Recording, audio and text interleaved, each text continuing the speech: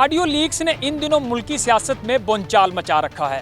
अरकान असम्बली आज की होने वाली मुमकिन ऑडियो लीक्स पर क्या राय रखते हैं, आइए अरकान असम्बली से जानते हैं। सियासतदानों की तबाही सियासतदानों ने की है, किसी और ने नहीं की। पूरी दुनिया की लीडरशिप आती है वहाँ पर वो ही गैर महफूज है। ये खेल बना दिया है इन्होंने, ये देखें जो आएगा सामने ग्राउंड पे वो सब देख लेंगे। आप भी देख लेना, हम भी देख लें। मैं तो समझता हूँ ये वीडियो लीक्स की कोई वैल्यू नहीं है, ये बेकार चीज़ें हैं जस्ट टू क्रिएट सेंसेशन।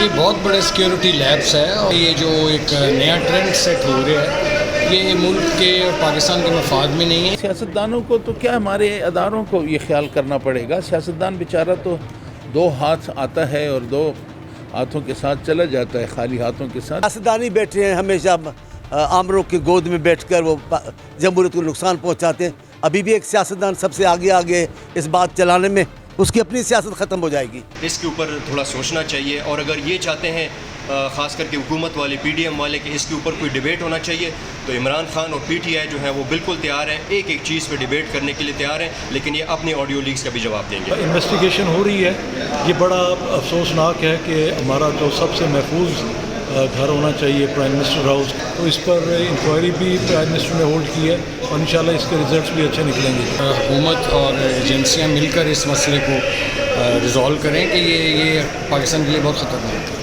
पता नहीं जी अब ये किस तरफ हम जा रहे हैं, ये क्या एक मसाइल जौन से हैं खड़े हो रहे हैं नए और ये कौन हैकर है कौन नहीं है, इसकी बाकायदा इन्वेस्टिगेशन होनी चाहिए।